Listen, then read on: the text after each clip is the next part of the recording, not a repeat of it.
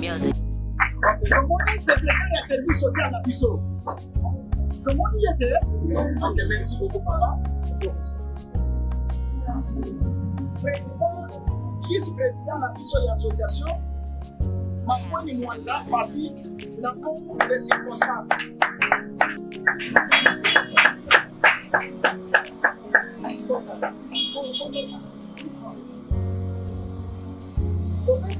Les hommes avec handicap,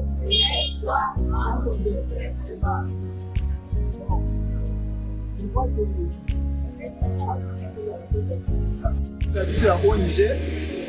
Là, l'article nous offre la recherche des partenaires nationaux et internationaux qui ont des mêmes objectifs.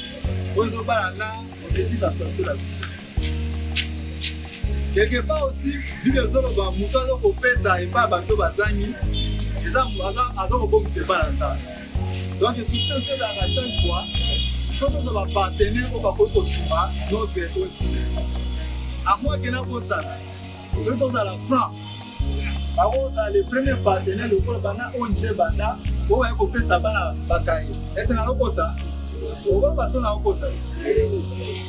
Les premiers partenaires, pour tout le monde qui est dans les scolaires pour le bailler, après ça va la bataille.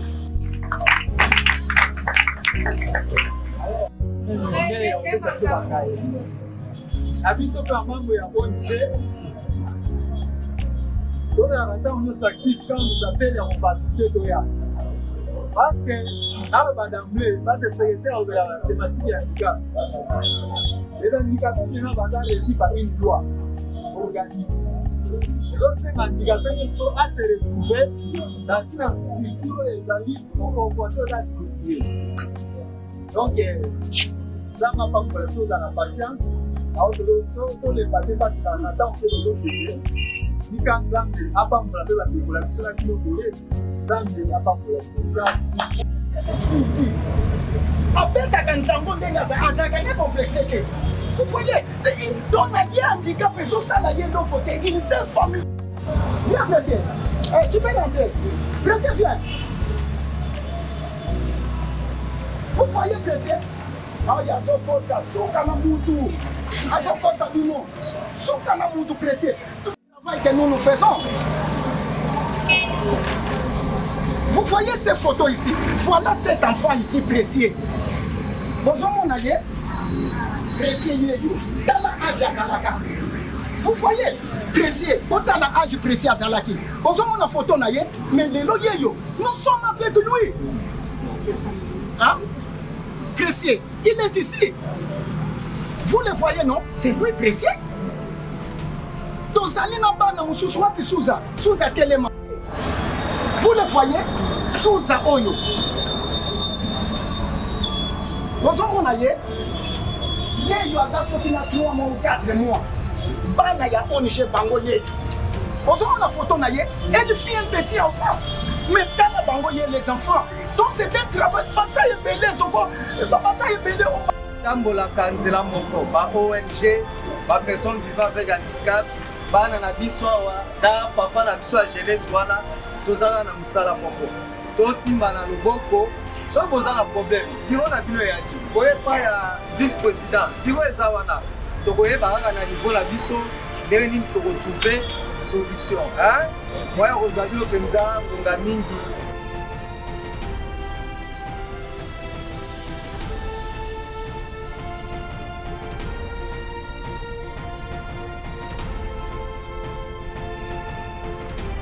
Ndambuko betela nkolo maboko makasi. Personne vivant avec handicap. Ah, ok. Vous comprenez, ça va te partager. Quatrième. Jonathan, fils de Saül, avait un fils perclus de pied.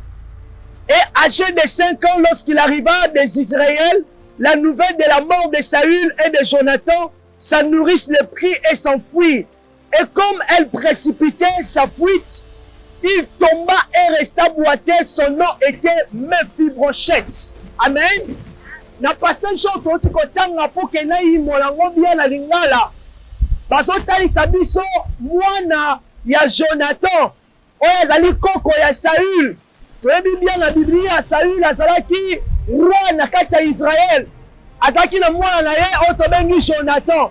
Jonathan wana abotaki mpe mwana oyo tobengi na kombo ya Mephibosheth. Balobi Mephibosheth azalaki perclus de pied, c'est-à-dire que azalaki handicap. Abungisaki makolo na ye, aki moto abandaki kotambola te. Biblia epesi biso précision pourquoi azalaki handicapé. Balobi ntango azalaki na âge ya 5 ans. Eloko nini ekomaki? Ntango papa na ye akufi Jonathan na koko na ye Saül akufi, mutu oyo abandaki komelisa ye azwi amemi na maboko. Ntango bazokima amoni ke danger ezalaki, azwi bebe wana moke ya 5 ans abwaki ye na mabele. Yango nde esalaki ke Mephibosheth akoma nini? Handicap. Leson nini oyo Nzambe alingi kokommunike biso na kati ya passage oyo totangi? Soki topusani lisusu na 2 Samuel chapitre 9 na verset 1er, toyebi bien roi David. Roi David, mokonzi David azalaki moninga ya Jonathan, azalaki mwana ya Saül. Ntango bazalaki baninga bayebaki kosala boyokani, alliance oyo tobengi na français ya lingala boyokani, ke ata ngai naza te okoyeba koprendre soin kobatela libota na nga, kobatela famille na ngai. Tomoni ke mokonzi David ntango azwi pouvoir akanisi alobi te moninga na ngai ntango azalaki en vie, alobaki ke non akanisa libota na ye. Asali nini? Abengi mosali na ye moko, atuni ye question, est-ce que na libota ya Jonathan to na libota ezala mwana moko ya Jonathan moninga ya David oyo azali koko ya Saül? David atuni afandaka wapi? Babisi ye afandaka na Lodeba, c'est-à-dire ke esika asuka kuna oyo bato banégligea. David alobi bokende kozwa ngai ye aya parce que il faut fanda na nga abanda kolia na mesa moko na ngai. Moto azalaki rejeté par rapport ya handicap na ye, mais azwaki motuya mokolo wana. Amen. Nangi koyebisa biso boye bandeko na nga, boza na motuya na miso ya Nzambe. Peu importe défaut, peu importe manière ozaleli, mimona ke non oza utile na miso na Nzambe. Nzambe abwaki yo te, Nzambe ayebi yo bien.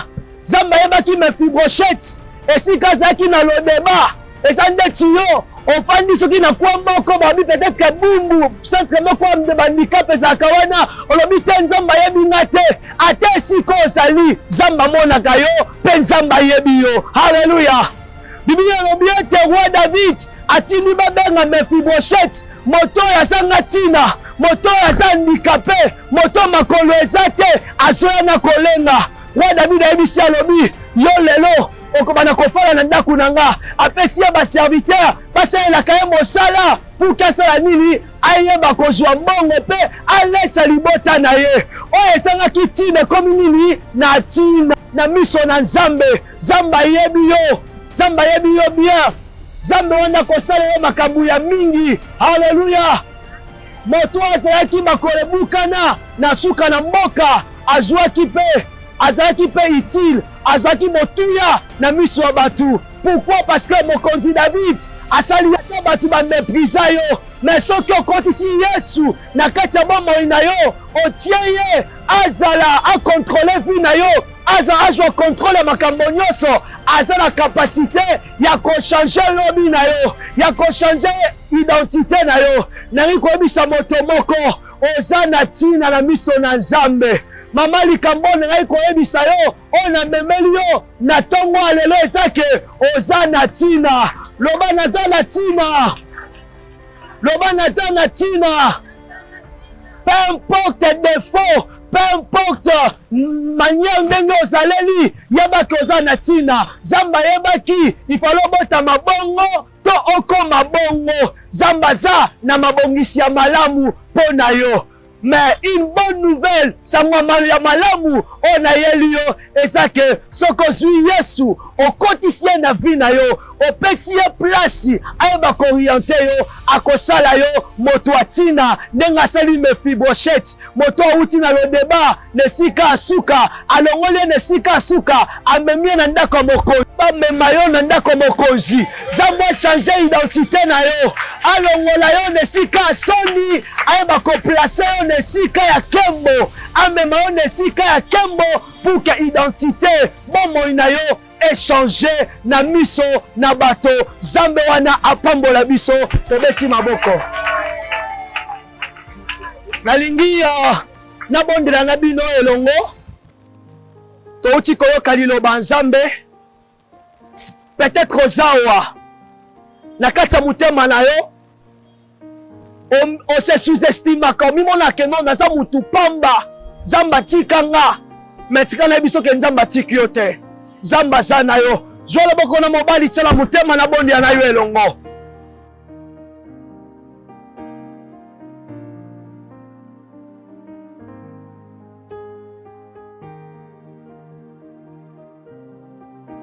nini kolotika etosunga moko la moko o changer identité o changer position o yeba kolongola moto na moko na moko na soni o mema ine sika kembo o yo préparé kolo sunga mabota sunga bandeko na nga basi bandeko na nga mibali o baza bandicap yawe tika etosala bango ngolu nengo sala ki me fibrochette yawe melengo tombola ki afana ki na David na mesa ya roi ebaki kolia na ye kolo tika etotombola pe bandeko yawe tika etozala na kati ya centre ya bomoi na bango okamba bango otambwisa bango yawe basangelo côté au pouvoir na babeso na bango yawe osunga bango yo zala mobateli zala motambwisi na bango na kombo na Yesu Masiya tobondeli bango amen Zamba pambola biso.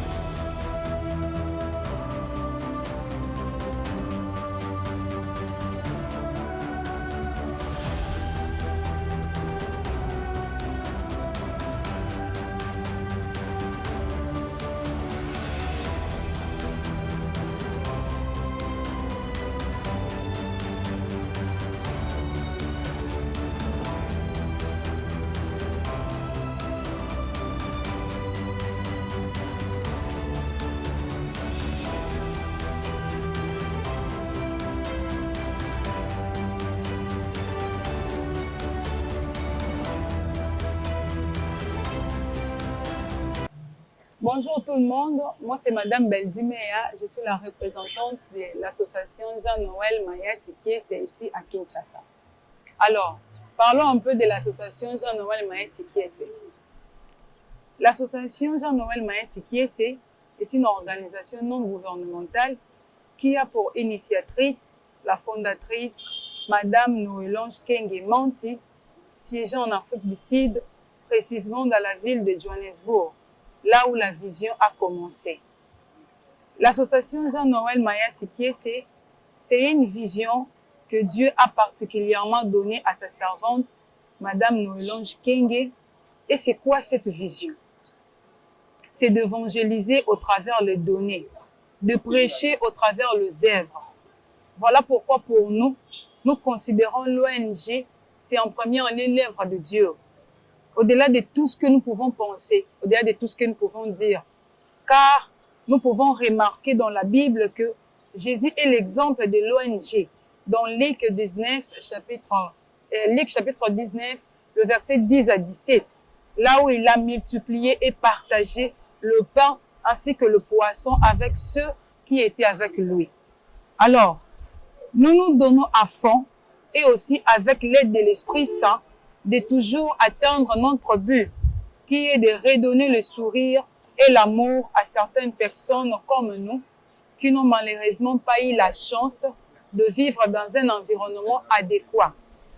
Et au-delà de ça, nous avons aussi des objectifs qui sont premièrement apporter de l'aide financière aux familles dépourvues de moyens financiers pour s'autoprendre en charge. Deuxièmement, prendre en charge le malade en manque de moyens financiers en général et ceux qui souffrent de la cirrhose de foie en particulier. Troisièmement, apporter de l'aide et soutenir les enfants victimes de guerre, des orphelins, des handicapés, le veuve, le fille, mère, etc. au moyen de diverses actions humanitaires. Et quatrièmement, c'est de promouvoir l'entrepreneuriat ainsi que la valorisation de métiers de jeunes dans plusieurs domaines de la vie. Et enfin, c'est informer et puis former. Donc, tous nos objectifs se tournent autour de nécessités. Enfin, pourquoi ce nom Jean-Noël Maya Sikiese? C'est justement pour honorer la mémoire de son défunt père qui nous a quittés du cirrhose de foie. Quelques minutes de silence pour honorer sa mémoire. Et rappeler aux alcooliques que cette maladie détruit réellement et amène jusqu'à la mort.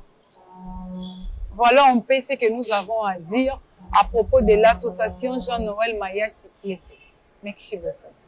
Nous lançons un appel à toute personne de bonne foi qui voudra nous soutenir, être là aussi pour nous comme nous sommes pour les autres. Donc nos portes sont grandement ouvertes avec ce que Dieu mettra entre vos mains. En tout cas, n'hésitez pas de venir vers nous parce que nous voulons qu'ensemble, nous puissions aussi redonner le sourire à ceux qui ont déjà perdu le sourire. Voilà pourquoi nos portes resteront toujours ouvertes afin de vous accueillir à chaque temps. Donc, nous lançons l'appel. Tout celui qui a besoin de venir vers nous pour nous soutenir. Donc, venez, nous allons vous accueillir et ensemble avec vous, nous allons redonner le sourire à ceux qui n'en ont pas. Merci beaucoup. Bonjour, papa. J'espère que ça va très bien. Oui, par la grâce de Dieu, ça va. Namoni tosangani awa lelo na centre ya bandicapé. Tomoni bandeko ya ONG baye kotala bandicapé. Impression eza ndenge nini pona maso leki lelo? Bon, impression nanga eza d'abord na za nesengo puisque oyo ONG na biso Jean-Noël Maya Sikiese osala eza conformément na oyo le banzambe lobi na biso ko assister bato pasi, orphelin, veuve. En tout cas, dans un Sengo, puisque même Toki ba témoignage, il y a les personnes avec handicap, il y a commune, il y a Bumbawa. Et c'est pour la première fois, bah, il y a un ONG, et qu'on assiste bango, la veille à rentrée scolaire, qu'on peut se bango, bah, équipement, il y a classe, en tout cas, c'est une grande bénédiction. Donc, l'impression qu'on a zappé dans les Sengo mingi, na geste oyo ONG na biso sali, vis-à-vis des personnes avec handicap, kola pambola, tia loboko, afin musale kende liboso. Ok. Mono okoloba nini na bato oyo batravaillaka na ba ONG oyo basoutenaka bazala bambongo oyo baisitaka kosala bolamu. Moni okoyebisa bango? Mona koloba kaka eza ke ba soutenir ba ONG et mingi neti biso on est sérieux.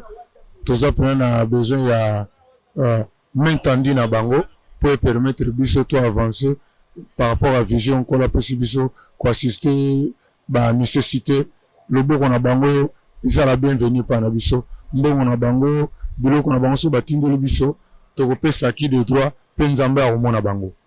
Merci beaucoup. Je crois bandeko bouti kolanda ba impression ya papa Zamba pambola maman Noëlange pour la vision oyo. Je crois vision est tellement monene. Namoni pe maman na biso mopanzi mama komo nani? Nambe komo na mama Théodora. Mama Théodora. Mama Théodora. Namoni présence na yo awa na centre ya bandicapé na commune ya Bumbu. Ba impression eza ndenge nini namoni bana na bakaye, ba impression eza ndenge nini? Te biso tozana esengo, tozana osengo ya komona eloko esalami. Biso banda to ya awa na to moni eloko yango te. Mais to moni yango pa na bino en tout cas esali biso bien. D'abord nani pona yo moko oteingali ni bien, oteingana ni bien, ozongisi ngana ni mutu. Peut-être place moko na mindi makate mais oyo oteinga vraiment ebakisi 1 plus na kati na ngai. Après yango wana nde to ko remercier bino na eloko bosali pona biso na bana na biso, bo considérer biso, bosani biso te. En tout cas tozana esengo nzamba pambola esike bimeli penza. Mama kende liboso zalaka ndenge oza salaka pe ndenge idée elio salaka en tout cas salango nzambe pe kobosa na yo te. En tout cas to sepeli makasi bana biso bazwi ba kaye o peut-être batu musuba ko somba te po na conjecture ya mboka mais mutu moko boya ye apesi biso oka ofele. En tout cas on je kende liboso to sepeli makasi nzamba pambola bino abakisa o ezangi vraiment. OK. Merci beaucoup Osana likamagoloba, osana sengo ndingo zukaye. Merci pour la zukaye. Merci. OK. On se peli, hein? On se peli? Oui. OK. Vraiment maman Noëlange Zambé apambola yo, pe to sengi na bande konyo surtout bazolanda biso bo soutenir ONG. Je crois nos portes sont grandement ouvertes. Soutenons l'ONG. Que Dieu vous bénisse abondamment prochainement dans notre rendez-vous. Merci beaucoup.